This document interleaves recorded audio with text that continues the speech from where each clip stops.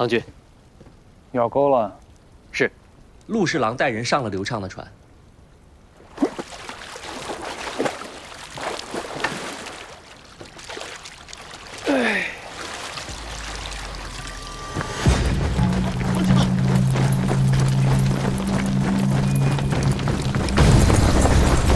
船上所有人听令，一起站成一排，等待搜查。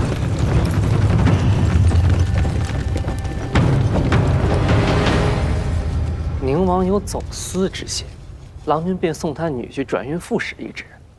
他们吃了这块送到嘴边的肥肉，可不知道这肉里有刺，会卡了喉咙。今夜过去之后，宁王的财路就彻底断了吧？岂止是财路，师爷没告诉你他们运的什么货吗？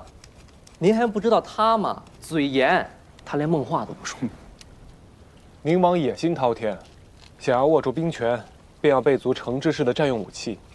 你当他之前用什么私制的兵器啊？那刘畅连铜矿和铁矿都敢运啊！他借宁王的胆，有什么不敢的？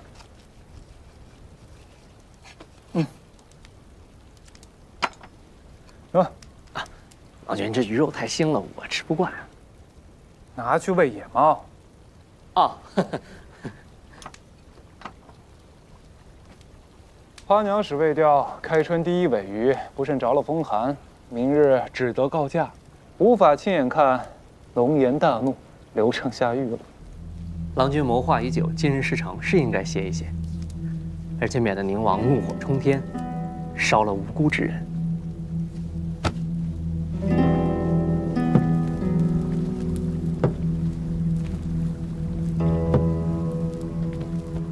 陆侍郎，这么大阵仗，所为何事啊？刘军，本官接到检举，说有人违反漕运规章，趁夜私运进货，特来查证。不知刘军为何在此船上？陆侍郎说小了，刘某掌管漕运事宜，此船运货早已报备批准，何来违规一说？陆兄怕是要白跑一趟吧？原来是刘军特批。这么说，检举之人是造谣陷害了？正是。本官既已上船，船上有无进货，一查便知。若真是虚惊一场，必定向刘军好好赔个不是。搜！是。慢着！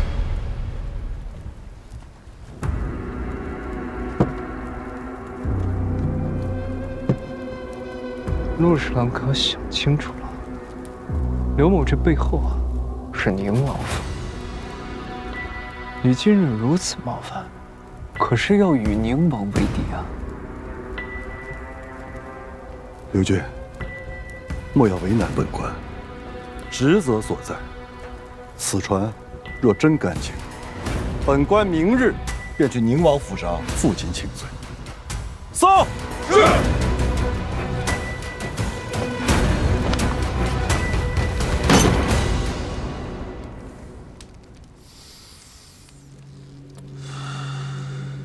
4更天已过，姓陆的为何突然登船？回大王，此次运货刘军安排的极其隐蔽，实在不知是何时暴露的。都让人登船了，还说极其隐蔽？这要是让他们发现了船上的东西，圣人必定会察觉咱们私设军器房之事。大王安心，刘军办事思虑周全。虽然咱们的货船被劫了，可我们的大计未必暴露。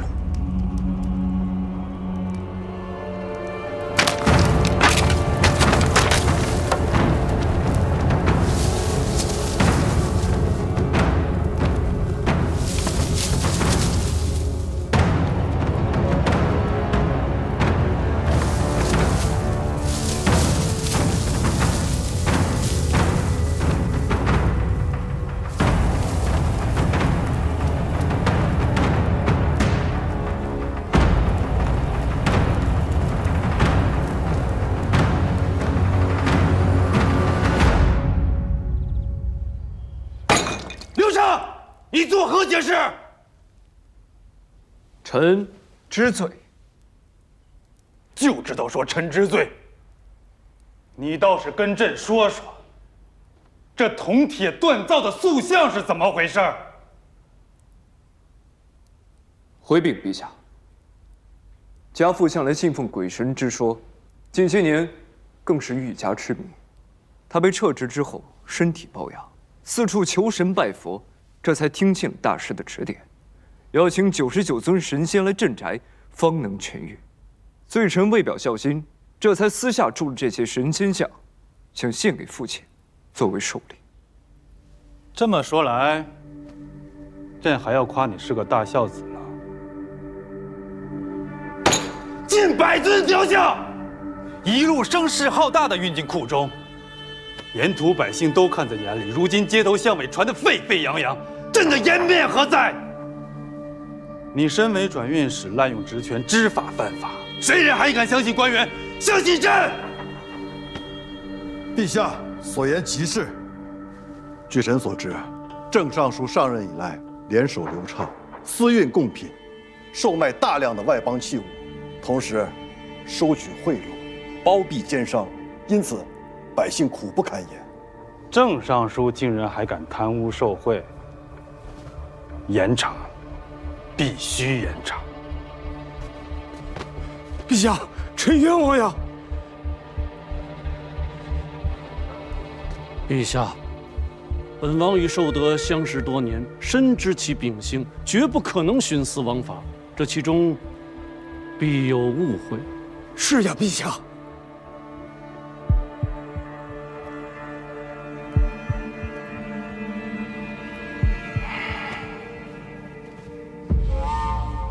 宁王替郑尚书担保，朕自然相信。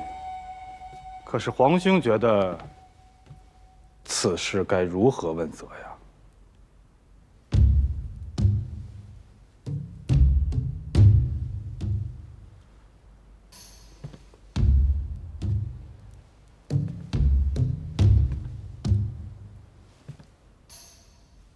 刘畅，权柄甚大，却不知感恩圣宠，竟然以权谋私，理应重罚。请陛下罢免其转运使一职。皇兄，这可是你的乘龙快婿啊！国事当前，本王绝不敢顾及私情。相反，刘畅辜负了本王与县主的信任，更应重罚。好一个大义灭亲啊！宁王当真国之功孤。刘畅，你还有什么想说的吗？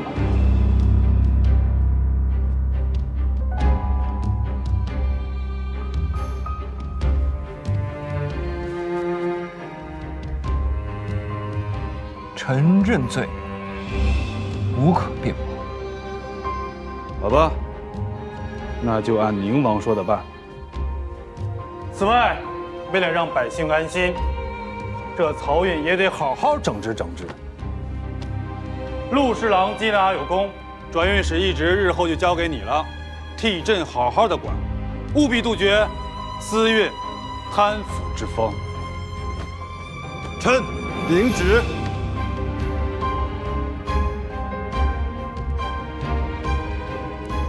来，可觉得不甘心？不敢。郑尚书身居要职，不能有任何闪失，只好委屈你了。小婿明白。但你这次做得好呀！铜铁塑像虽然被查，但是你父亲信奉神佛之事，很多官员也是知晓的，所以尽孝的说辞，你还说得过去。若真是让陆侍郎查到了生矿，那才是大麻烦。哎，这件事情闹得人尽皆知，圣人觉得丢了面子，才要求彻查。不过，就是做做样子罢了。待日后他有了新的乐子，自然会忘了此事。到时候本王有的是机会让你重返朝堂。多谢大王提携。最近做事要低调些。军器坊暂时解散，各自避避风头。是。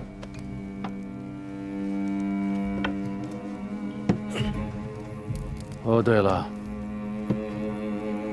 既然搁置在家，正好多陪陪县主，也算是一桩好事。小婿明白。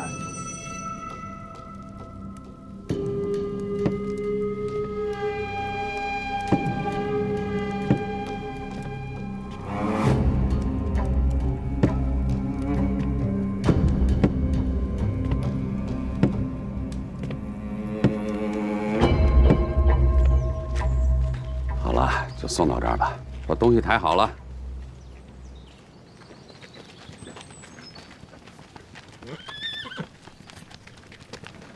何店主，过去在你铺中也进了不少名贵药材，如今何家落魄了，我也不想赶尽杀绝。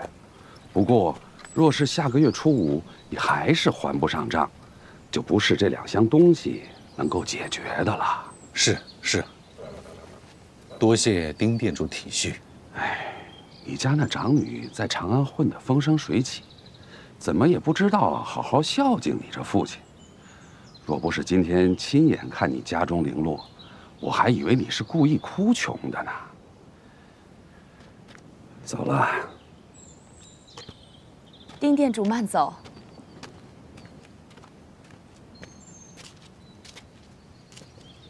这个丁店主真是贪得无厌，那可是上好的2箱字画，白送给他了，也不说宽限些时日。那么大的亏空，下月初5如何还得上啊？马儿，怎么了？怎么了，马儿？啊？哎呀，你可有受伤啊？啊？马儿，为何摔了盘子？桃酥不好吃。哎呀，不好吃就不吃嘛，阿娘再给你做新的啊。做的都不好吃，我要是避方斋的点心。行，那一会儿阿娘着人给你买去还不行吗？买什么买？如今宅中人人皆以所食，你倒好，你还以为自己是富家子弟呢？你跟他说这些干什么？他还小，是个孩子，哪懂这些呀？还小，不但他这么大的时候，不经10问断字，还能帮我计算账目，从不让我费心。那你此时说这些，又是何用意啊？他何为芳再好，可有念着你半点好了？他自从去了长安，除了寄回几封家书来，可有想着回来探一次亲？他现在可是花商之首，那方圆里用着金山银山呢，可有想着回来帮衬咱们？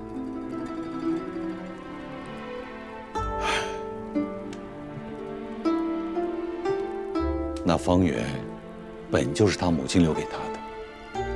当年我们为了生意将园子卖了，本就对不住他。不但在长安，定是受了不少的苦。如今，他靠他自己的本事，做上了花商之首，我又有何颜面要求他帮忙啊？颜面，你们父女俩就知道个颜面，那颜面是能当金挺，还是当钱帛使啊？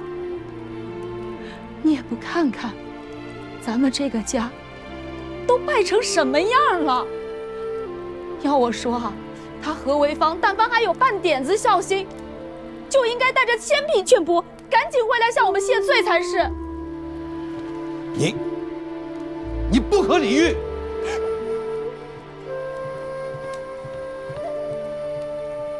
阿娘，阿爷为何如此动怒？与你无关，你阿爷啊，是气你的阿姐不忠不孝呢。生气有何用？姐姐是咱何家的人，做错事家法处置便是了。她算哪门子何家人呢？她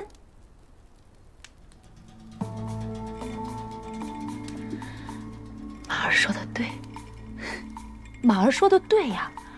你这个姐姐啊，但凡还一日姓何，那便一日别想跟我们脱离了干系。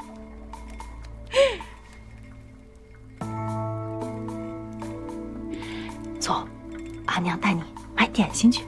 走。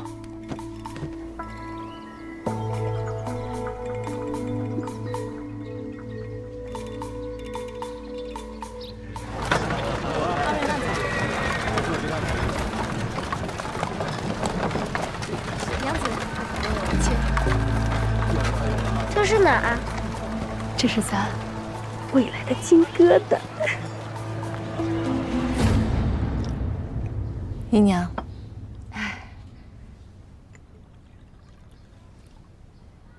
父亲他近来还好吗？都挺好。看到你在长安如此富足，姨娘也很是欣慰。你父亲在洛阳时时惦念着你。这些糊饼是他特地叫我带来给你吃的。他为何不亲自过来？唉，牡丹，你有所不知，这何家呀，是一年亏过一年，如今已是家徒四壁了。你父亲四处奔波，忙着还债，哪儿还脱得开身呢？怎会如此？父亲当年也是数一数二的商户，怎么会沦落到如此境地？你又不是不知。你和刘畅成亲那年，何家为你贴补进去多少啊？后来你从刘家逃走，那众人都以为你死了。刘家不仅不再帮衬，反而还处处为难，我们哪儿斗得过关呢？那其他人也是见风使舵的，这生意还怎么做呀？牡丹，你如今这潇洒快活，可是整个何家的安危换来的呀。我明白了，我收拾一下细软，回趟洛阳，与父亲商量一下解决之法。别！你父亲的性子你又不是不知道，他可不就是拉不下脸才让我来找你的吗？那你就算回去了，他也不会见你的。可若是我不回去，我如何帮父亲打点生意呢？说的也是啊，你们父女俩啊，姨娘知道，这心里都记挂着对方。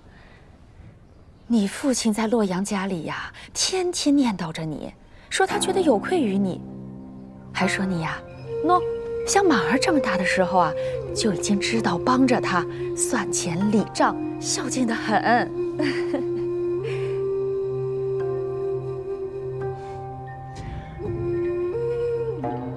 如今父亲有难，哪怕他不见我，我也不会坐视不管。这样，我差人先置办一些玉器，还有丝绢，你带回去，解燃眉之急。这几日，我会联络长安的药商，想办法牵线搭桥，让父亲的生意重新做起来。好，牡丹有心孝顺，姨娘甚是欣慰。只不过，你说的这些个法子，它毕竟不能从根本上解决何家的困境啊。姨娘这是什么意思啊？姨娘跟着你父亲这些年，生意的事情也算是略知一二，你又何必瞒着姨娘呢？长安城谁人不知，这方圆才是你身材的根本呐。不是父亲叫你来的，牡丹何出此言呢？自然是你的父亲叫我来的。我深知父亲的秉性，他对母亲用情至深。母亲生前最珍惜的便是方圆，父亲深知这一点，怎会向我讨要？姨娘瞒着父亲来到了长安，还真是煞费苦心啊。但可惜，你从我这里得不到一分一毫，更夺不走这个方圆。来人，送客。请吧。牡丹，你误会了。牡丹，如今何家真的需要你的帮助。你看看马儿，你看看你阿弟，他还如此年幼，你忍心看着他跟着我们一起忍饥挨饿、风餐露宿的吗？不忠不孝的无理俗妇，我才不认你这个姐姐！不许说这句。父亲有句话，确实没有说错。我8岁的时候，便跟着他跑商铺做生意，算盘拨得比账房先生都要快。若是你的儿子能做到这一点，定不会让你过上忍饥挨饿的日子。毕竟，他又忠又孝，又明事理。马儿可是你父亲唯一的子嗣，将来是要继承何氏家业的。你竟如此偏损于他，等他将来当了何氏家主，回了洛阳，你可是要向他下跪磕头的。真是笑话！我早已自立门户，他当谁的家主，跟我有什么关系？你面前站着的可是名满京城的花满珠店主，你让他跪？你看看那墙上挂的字，那是圣人亲手写的。我劝你说话还是客气些。你一个小小的贱婢，你说谁贱婢呢？我们方圆可没有贱婢。哎，你们这儿，你若是再不走的话，休怪我不客气了。何为芳，你的良心莫不是被狗吃了吧？若不是你当年逃家的时候带走了我何家一盆名贵的牡丹，这才有了发家的本钱。怎么，如今风光了，想要翻脸不认人了？我告诉你，你如今这泼天的富贵，就理当有我何家的一份。我在长安白手起家，几度危难起伏，我从来没有求过你们任何人。而如今，你想来分一杯羹了？我告诉你，这琼台玉露是母亲所种，方圆是她留给我的嫁妆。父亲有难，我自会与他商量。但是这一切跟你毫无关系。来人，送客！我不走。哎，你别碰我！你们别碰我！我不走！阿娘，何为芳，你母亲不是必死的。等下，你说什么？你母亲当年并非染了病，而是被下了毒。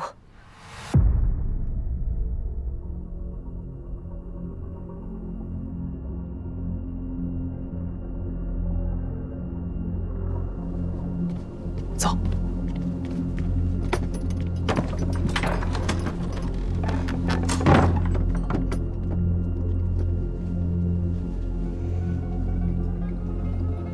接着说。下毒的是他的仇家，且此毒无药可解，唯有紫溪丸可以试，所以当年你父亲才拼了命的去找那公药。你以为你胡诌几句，我就会信你的话吗？母亲生前待人良善，除了种花，不染俗世，哪里来的仇家？那只是你不明真相罢了。他不仅有仇家，且那人还恨他入骨。想来是他自知罪孽深重，所以才没有将此事告知你。你仔细想想，是什么样的恶疾会突然发作，且短短数月便撒手人寰？你是自小接触药材的人，可曾见过这样的怪病？如何证明你说的是真的？我知道此人是谁。给我5000匹绢帛，我便将此人的姓名告知于你。是真是假，你一探便知。好，我答应你。这个吴红是洛阳人，曾在长安做贵人家仆。几年前，他回老家探过一次亲，正是何夫人生病那段时间，日子对得上。他回洛阳探亲前，一直住在长安，应当和母亲无冤无仇。他为何要害母亲？这个实在没查到。不过此人古怪得很，他回到长安后销声匿迹了一阵子，甚至换了名字，深居简出。他他若心中没鬼，为何要这般？他如今人在何处，在做什么？他在城外经营着一间孤幼病坊，平日也没什么异常，周围乡邻都对他赞不绝口，说他慈善亲和，对孩童甚好。你可有他的画像？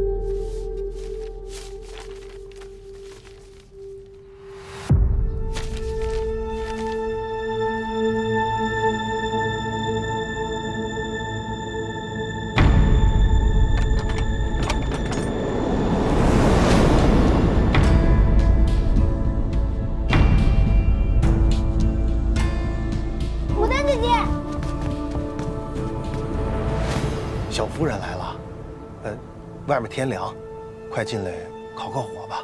不必了，我有些话想问您，麻烦您出来一下。阿康，带他们继续读传奇。好。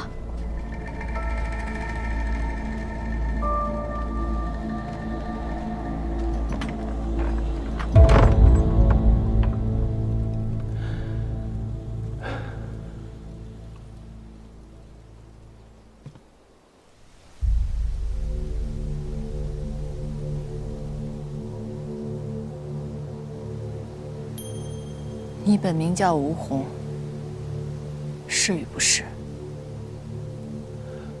是。洛阳何家药铺的店主，你可认得？认得。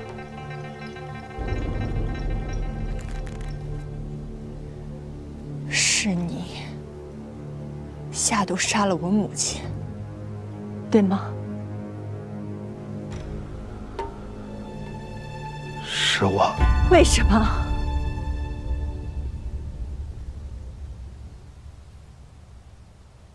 那一年，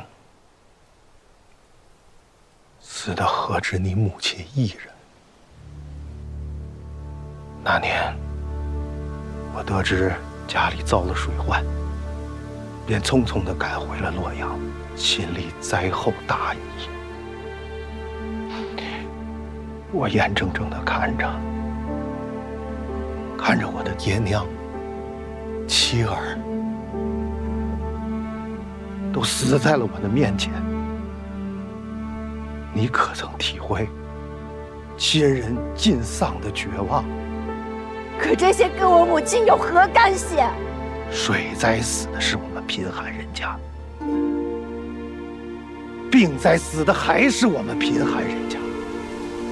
那些官吏、富商全都躲在宅子里避疾，他们得了病也不怕没钱买药，而我们呢？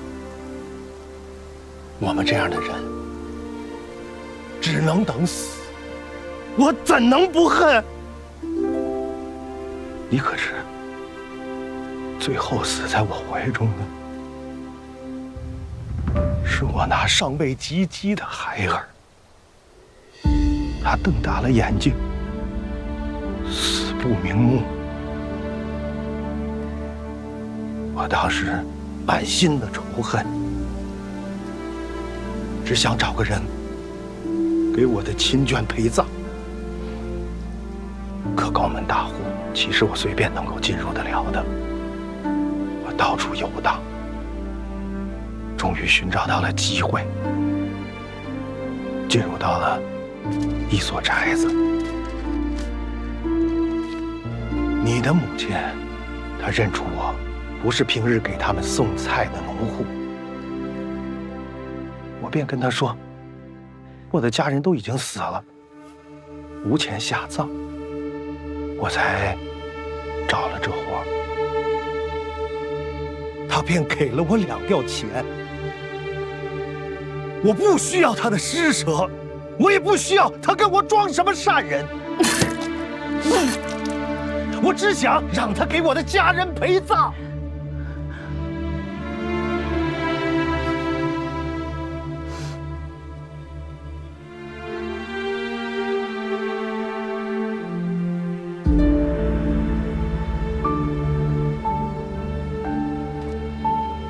你举家沮丧，就让我的母亲为你的家人陪葬。亲从未害过一个人。可你一家和和美美，我却家破人亡，这又是凭什么？要怨，只能怨你母亲的倒霉。是我母亲怜你不幸，才给你害了她的机会。是你是非不分，如今还没有愧疚之心。你既然已经找到我，那也是我的命。要杀要剐，悉听尊便。吴丹，随之。斯人已逝，你杀了吴伯又有何用？你知道为什么瞒我？为什么瞒我？冤冤相报何时了？就算你杀了他，你的母亲也不会回来。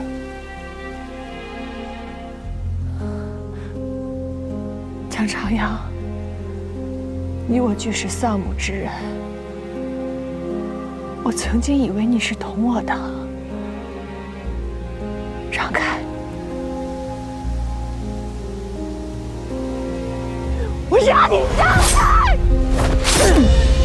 随之。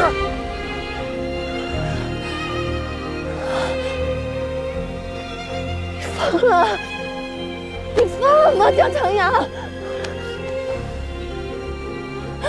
过去的就让它过去。吴伯亦是可怜之人。吴丹，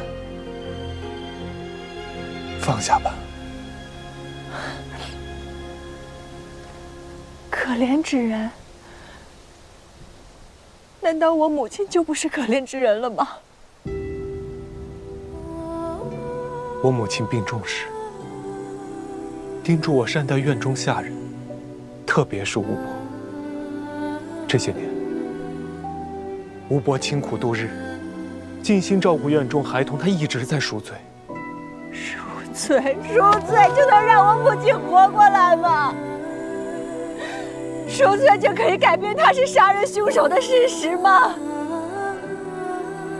我母亲一生为善，亲手做了那么多的药包，发给看不起病的灾民。现如今杀我母亲的凶手就在这里，你却说让我放下，放不下，我放不下。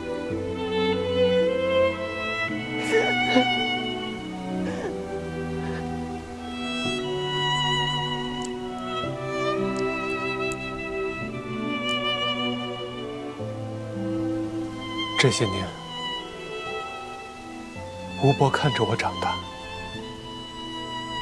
陪着我送走了母亲。如今他也如我亲人一般。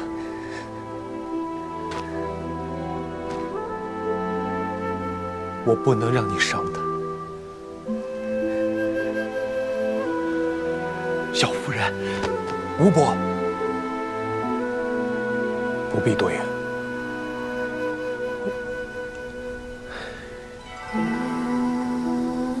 江长阳，如今我才知道，你是一个不辨忠奸、不明事理之人。之前是我看错你了。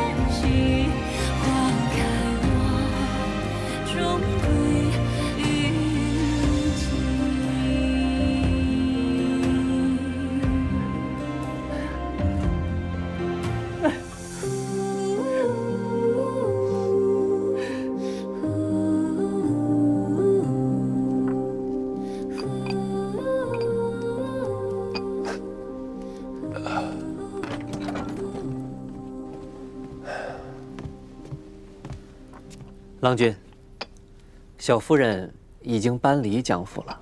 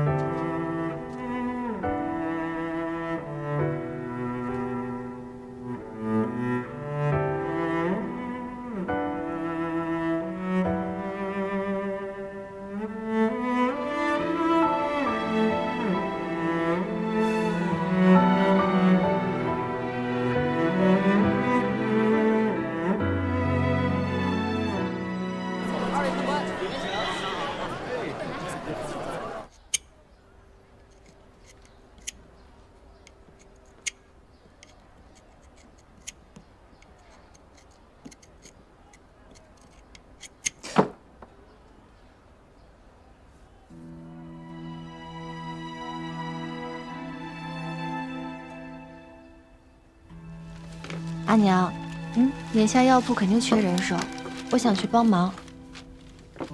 水患过后，城中染病者众多，你阿耶让咱们近日都不要出门。可是现在病患如此之多，肯定需要人照看，而我呢，却高枕无忧地躲在家中，我心中实在是不安。如今外面病患多，药材少。你若染了病，多占一副药，那其他病人便少了一副。况且，咱们制此药包，亦是为染病的百姓尽一份力。阿娘说的对。不过阿娘，这次疫病这么凶猛吗？平时只需要用寻常的牡丹入药即可，这次竟然用冰晶牡丹。院中的花都快被采光了。此花的根皮能清热凉血、散诸痛，配以知母、黄柏、生地入药，可解肺脏潮热，正是此疫最需要的药材。咱们种的冰晶牡丹，万里难寻，最是名贵。在这灾祸之时，一株便价值1000金。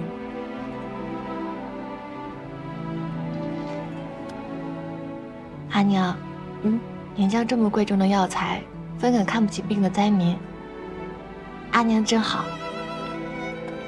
将9天上的祥云印在药包上，亦有祈福之意。